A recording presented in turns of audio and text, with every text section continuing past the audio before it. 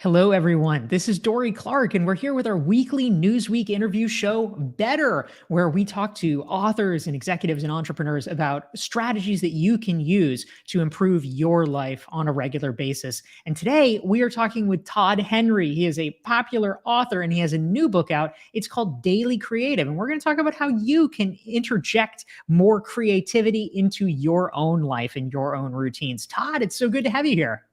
Dorie, it is so good to see you again. I know we've often had you on my show, on my podcast. Now I'm glad to sort of be on the other side of it. It'll be fun to kind of turn the tables a little bit. Absolutely. Yes, your podcast, Accidental Creative, is really fantastic. And I'm eager to talk with you about your new work around this topic. So if you're tuning in, please let us know who you are and where you are watching from. Type into the chat box and let us know. And we want to hear what's on your mind around all topics creative and in our conversation with Todd Henry. So feel free to type your questions in. But Todd, the first question that I have for you, this is a different kind of book that you're doing. Normally you're writing, sort of the businessy books like I do, where there's a narrative strand and you're going through. But the Daily Creative is intended to do something a little bit different. Can you talk about what it is and what your goal was with the project? Yeah, it is very different. It's really a daily reader for creative professionals. In other words, people who have to solve problems every day. And the format's very intentional. I don't know if you know this, probably do, but the last couple of years we've been going through this thing called a global pandemic, right? And I think many of us were dealing with uncertainties and pressures and constraints that we never had before. And the consistent theme that I was hearing from people as I was working with teams and trying to help them navigate through this is they just felt like they were drowning. People just felt like they were trying to not only get their work done, but also manage all of the new personal life complexities. Maybe families were now at home and we're wrestling with, how do we get work done while also navigating school and all these other things. And also, by the way, now we're working at 11 o'clock at night because we can, because our workspace is our living space. And the last thing that you want to do when someone is drowning is toss them a 200-page manual about how to swim better. And so I thought maybe the best thing for me to do is just to take some of what I've been writing about now for well over a decade and distill it down into daily actionable nuggets for people so that they can have a concept, spend about 5 minutes with it, have a concept, consider a question or a challenge, and just think about how they're going to apply that day to help them be just a little bit better, right? I mean, it's the title of the show, just be a little bit better at what they do every day. And that was really the intent, was just to make it more practical, actionable on a daily basis. Because as you and I both know, like, most people don't need more information. They just need to act on the things that they probably already know, but they maybe have forgotten just because they're so overwhelmed with daily life. So that's really what Daily Creative was designed to do, just to be that daily prompt to act on some of those really good things that maybe they've forgotten to act on. That's fantastic. This is Dorie Clark. We're here with our weekly Newsweek interview show, Better. And our guest this week is Todd Henry. He's the author of a new book. It's called Daily Creative. And we want to say hi to some of our great folks tuning in from around the world. Cynthia's joining from Hollywood. We've got Zulima back from Mexico. Maureen is joining us here. We've got Kathy from St. Louis. Allison's in Toronto. Cliff is saying hi from Maryland. Alicia is back from Berkeley. Peter is tuning in from Edinburgh. And Todd from New York. My good friend Todd Churches, a previous guest on the show, says always interested in hearing what other Todds have to say. So I appreciate that solidarity. That's a good spirit there. Us Todds, we have to stick together. There aren't many of us, so we run in pods. Todds run in pods. That's our new motto right there. That's a freebie. I love it. I love it. It's a very important principle. So Todd, a question that I have for you: there's a lot of talk in the business world around innovation. That seems to be the super sexy thing that people are seeking. But talk to me a little bit about how you think of creativity and innovation. Are they actually the same thing? Are they different? What good does it do, quote unquote, for us to be more creative? So innovation is typically applied creativity, right? Is the way that we think of it. Creativity in and of itself is just problem solving. So whether you're a designer, a writer, a lion tamer, or you're a manager or an entrepreneur, or I hesitate to say accountant because we probably don't need like creative accounting, that has a different connotation, but you have to be creative as an accountant to solve your clients' problems.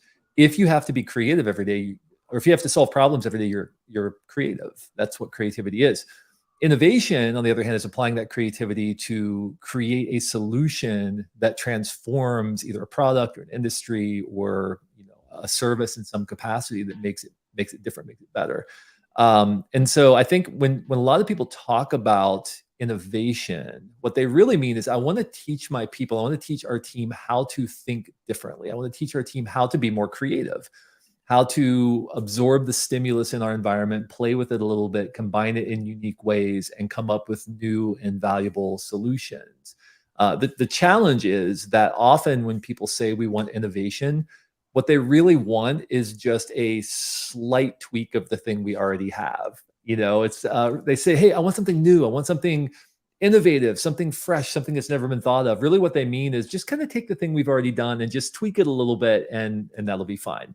Often the initial response to innovation when we experience it is rejection.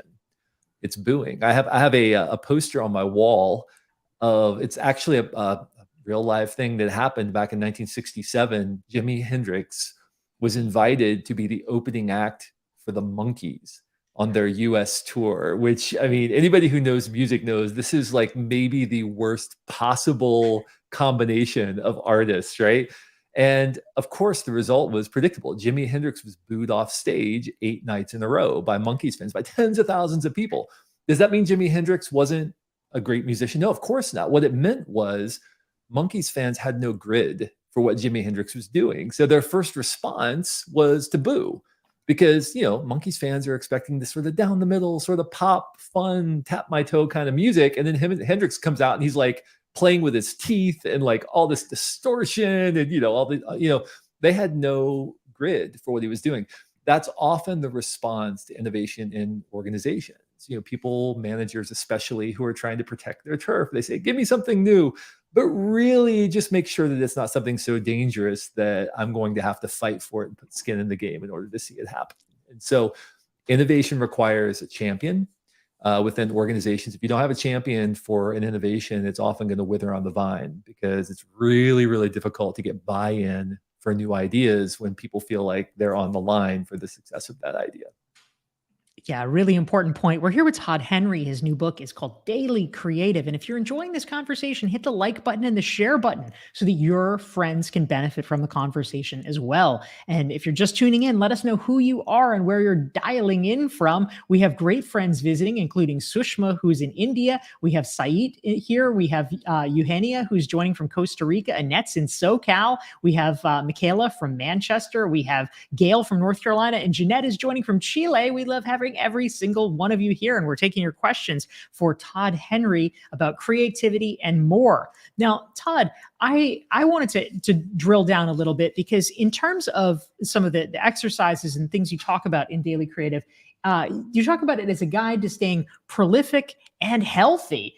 So it's about creativity, but it seems like it's maybe a broad definition of creativity. Can you talk a little bit more about what you're conceptualizing and how those pieces fit together? Yeah. So most of us are tempted to rely on talent in order to sustain us as creative professionals, again, as problem solvers. I always like to say talent will get you in the game, but it's your daily practices that keep you at the table, right? So talent might be your entry point into the marketplace, but those who thrive over the long term are people who have practices that sustain them when they're under pressure. Most of us have to deliver results on time, on budget, in order to keep our job. And so the way that we do that, the way that we prepare ourselves to be brilliant at a moment's notice, is by building practices that sustain us over time. And I'll give you a couple of examples of how that plays out. I was talking about 5 core areas where we have to build practices, and Daily Creative really is an extrapolation of these 5 core areas, where we talk about a lot of different facets of these 5 areas. The first one is focus. Focus about how we allocate our finite attention. We all have finite attention. We don't think we do, Dorie, but we have finite attention to spend on behalf of the work that matters to us. And really, focus is about how we allocate that attention and define problems effectively. So how are you defining the work that you're doing? How are you allocating your attention to that work? How are you prioritizing the problems that you're solving? These are really critical questions for us. Because it's tempting for us to bounce from thing to thing when we have so much going on. We lack a sense of cohesion. We lack a sense of clarity about the problems we're solving.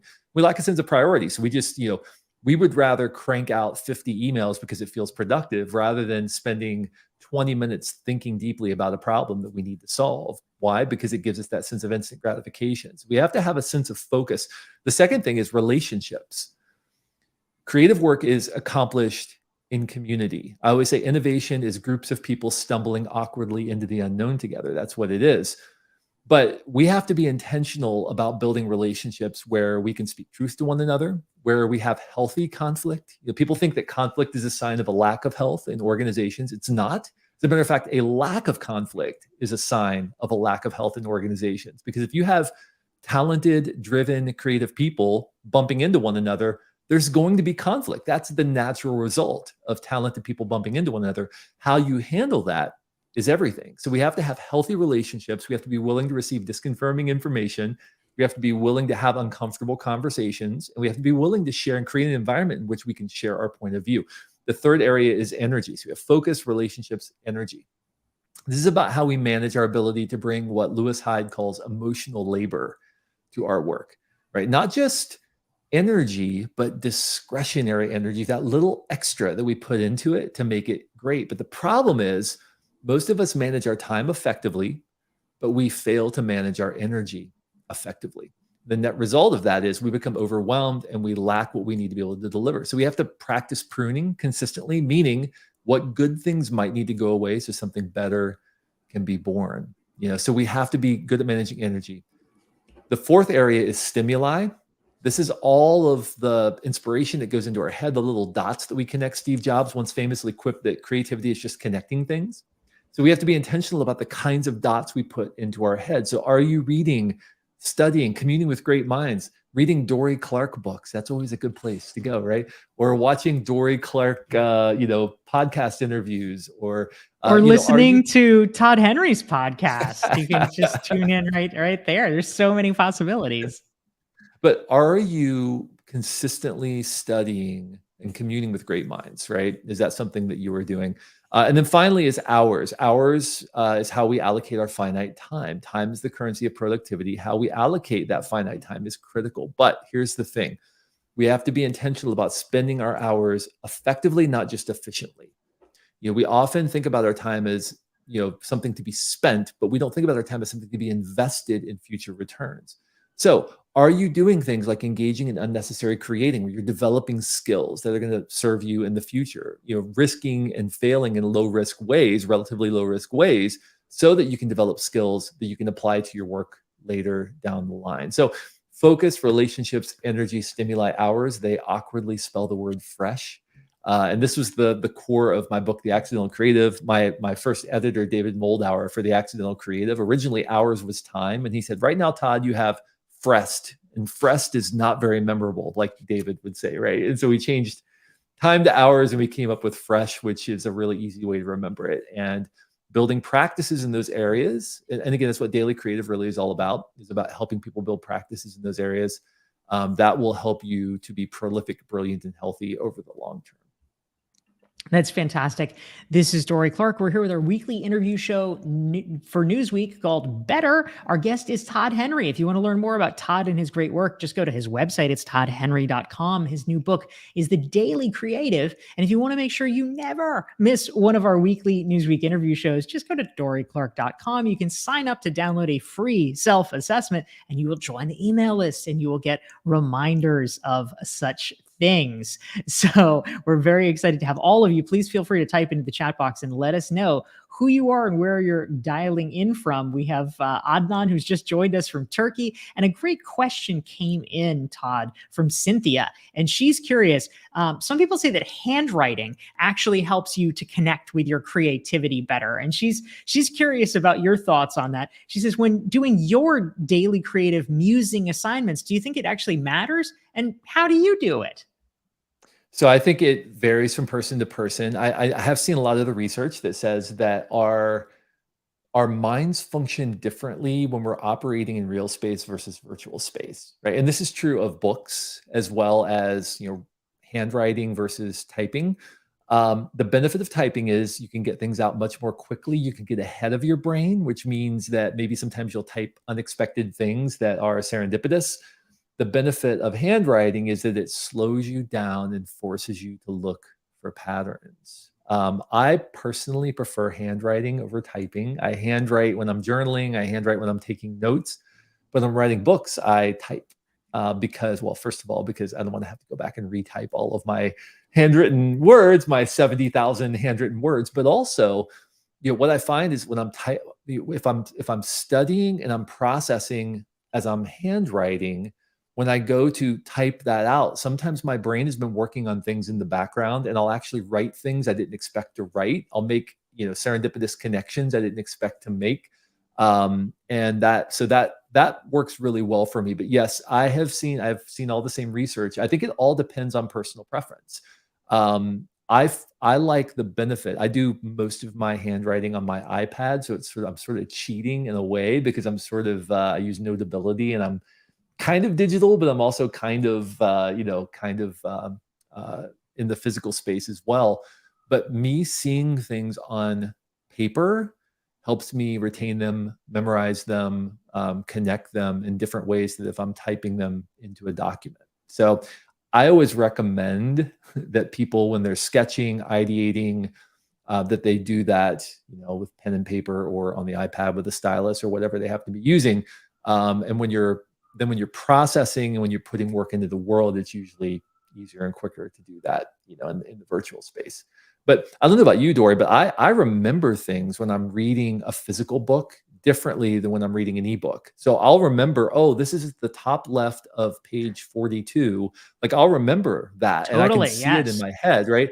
Versus in virtual space, it's like somewhere in the ether. I have to go back through and find it somewhere out in cyberspace. It's just not the same experience. Yeah, that's absolutely right, and it's true. When you have the physicality of handwriting, it's helpful. My poor mother, who's logging in here, tried to get me a handwriting tutor when I was in third grade, and it just didn't go well. So mostly I type, but yes, it is a powerful tool for creativity as well. We're here with Todd Henry. You can learn more. Check out his books, including the latest one. It's the Daily Creative at toddhenry.com. And the great questions are streaming in, Todd. We had one from Anna, our friend in New Hampshire, and she wants to know, how can we use neuroscience to shape our creativity?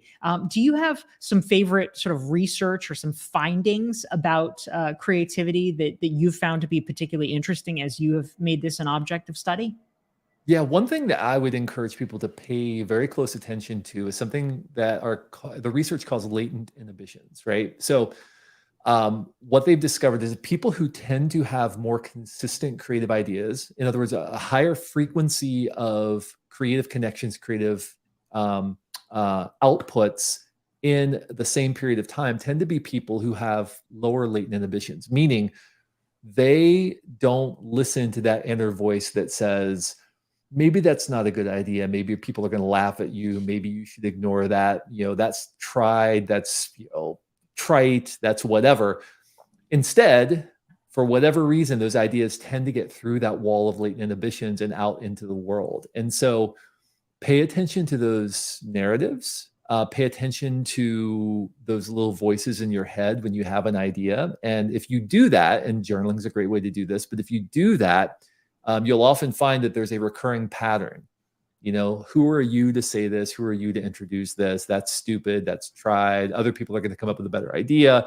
This is especially true in meetings. And so pay attention to that, because one of the ways that we can improve the quality of our creative ideas is by improving the quantity of our creative ideas, right? Quantity and quality are almost directly connected when it comes to creativity. People think that, brilliant people just come with these fully formed ideas out of the womb and they just introduce them and it's like, voila, ta-da, that's not the way it happens. Usually there's a steady stream of hundreds of really terrible ideas that led to that final refinement, that great idea. And often it's a combination of those maybe not quite sufficient ideas that are combined into something that becomes that final idea. So pay attention to those latent inhibitions, those little voices in your head that prevent you from introducing ideas. Surprise, by the way, also is a great way to generate, to spark new ideas. And so one of the tools that we use is a kind of free association tool where we have people generate a bunch of random words. We have a framework for it, but generate a bunch of random words and then start bouncing those words together, combining those words to kind of surprise your brain and to try to force fit an idea into these two words. And we've come up with some really amazing ideas because there are things lurking in your brain you're not aware of. And then boom, when you experience stimulus, all of a sudden, they're prompted to the forefront of your mind. So I think pay attention to latent inhibitions and then try to structure surprise into your life and force fit ideas into that surprise. And that's always a really effective way of generating ideas. Great points. We're here with Todd Henry. He's the author of the new book, Daily Creative. And thank you, Anna. She says, I love this interview. And if you are loving this interview, hit the like and share button so that your friends can benefit and tune in as well. And so many great questions are coming in, Todd. Folks are really engaged. Alicia is joining us from Berkeley, and she's curious, can you talk a little bit about more on the question of relationships, how to have healthy conflict and difficult conversations? You had mentioned that this is not a bad thing. This is actually a good thing and a necessary skill. Can you double down on that a little bit and talk more about how we can get better at that? Yeah. So most conflict in organizations that I've encountered is the result of two things. Number one, I have expectations of you that I have not communicated to you. And number two, you're not hitting those expectations, right? So I am frustrated that you're not hitting expectations that I have not clearly communicated that I have of you. So we have to be very mindful of expectations that we layer on top of other people. So that's something personal that we can do. Just be mindful of the fact that often we ascribe ill will where incompetence is more likely to blame, so we have to be mindful of that. Second thing I'll say is we have to be very careful about how we deliver feedback and how we seek feedback within organizations, because this is also another inflection point for conflict in organizations. It's always a good idea to approach any feedback session by asking questions and helping the other person navigate to a better possible solution. So for example, instead of saying, I don't like this, can you change this to that or make this a little bit more like this, right? We do that because we're running low on time, because we're under pressure, because we want to guarantee that the result is what it needs to be. Instead, as a manager, step in and ask, hey, I noticed that you made this particular decision with this project. Help me understand why you made that decision. Help me understand your line of thinking. Why did you choose this versus that? And then as you have that conversation, you might get to a point where you realize, oh, this is kind of where things went off the rails from your perspective. And you can say, what if instead of doing this, what if you made this decision instead? How might that impact the work? You're helping the other person to navigate to a better place by themselves rather than telling them what to do, which is going to feel like control, which means what? They're going to shut their brain off and they're going to say, okay, fine, just tell me what to do, which is often what happens, right? Okay, fine, just tell me what to do and I'll do it. That's not what you want. What you want is to help people think in new and different ways about the work so they can continue to deliver that work moving forward. So that's the second thing, is be very mindful about how you deliver feedback and do it from a position of influence rather than a position of control of the other person. The third thing is the way that you handle conflict or disagreements in organizations is incredibly important. And I'm going to give a couple of principles for that. The first thing is we have to agree on common ground from the start, right? Let's make sure we're actually arguing about the same thing. So much conflict in organizations isn't even sourced in the same problem. It's I'm arguing one thing, you're arguing another, and we realize after 20 minutes, we're not even talking about the same thing here. There's no common point of disagreement. So we have to make sure we're arguing about the same thing. The second thing is we have to make certain that we can articulate the other person's point of view. So I should be able to argue why you think your idea is right. You should be able to argue why I think my idea is right, to the point that each of us are satisfied with the other person's explanation. And then finally, the moment that any conflict gets personal, everybody loses.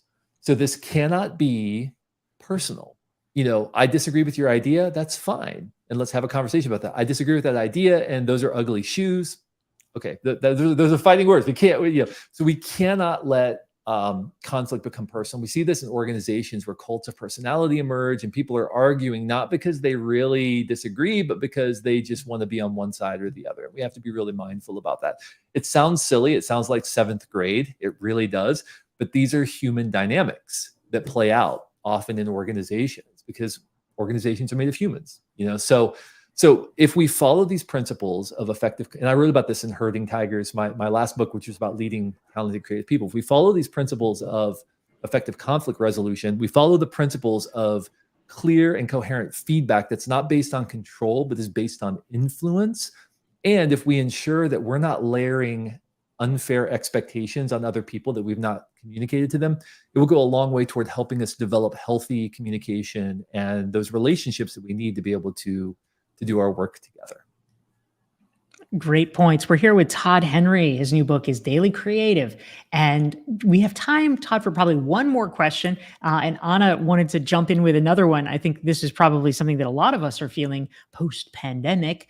She says, how can we keep creativity awakened when we're feeling stuck or we're feeling stymied? A lot of people have come out of a period of time where, they've just been keeping their head above water. They've been in a little bit of a rut. But we now have this opening. How can we take the best advantage of it? And I'll just layer on top of it. I know this is a book of exercises. Maybe you might be willing to give us one. So what do you think, and how would you respond? Yeah, so I'll talk about something that is a theme in Daily Creative. A lot of the time, the reason that we feel stuck has little to do with our capacity, our abilities, our talent, even our drive or our passion. It's more to do with the fact that we know that whatever we put out there is going to be judged by others, and rightly so, because we're being paid to do a job, right? So one of the practices that I encourage people to implement in Daily Creative, and I wrote about this in the Accidental Creative as well, is something I call back burner creating. Back burner creating means having some practice in your life where you're engaging in a creative act that is only for you. Nobody is judging it. Nobody's going to come along and say, why are you doing it that way, right? Maybe they'll even see it. It could be things like writing a novel. It could be things like starting a garden, painting, developing some kind of new skill, learning a musical instrument.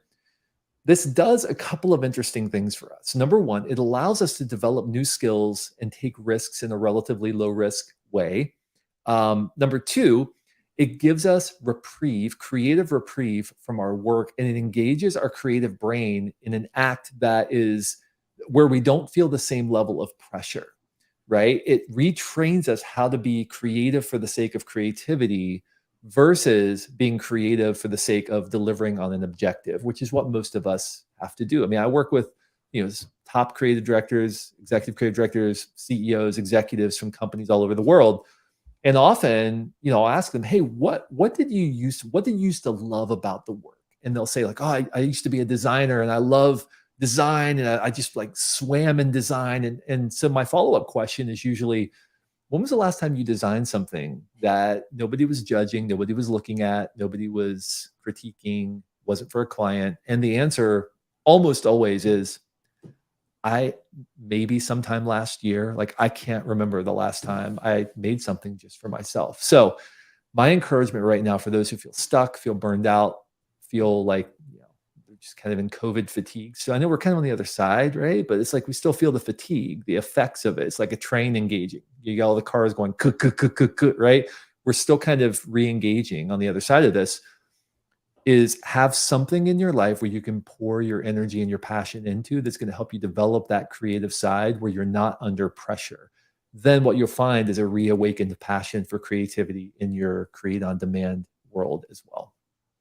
That is a really powerful note to end on, and a great suggestion. We've been here with Todd Henry. If you want to learn more about him, go to his website. It's toddhenry.com. His new book is Daily Creative. This is Dorie Clark, and this has been our weekly Newsweek interview show, Better. Thank you to everyone for tuning in. And Todd Henry, thank you for being here, my man.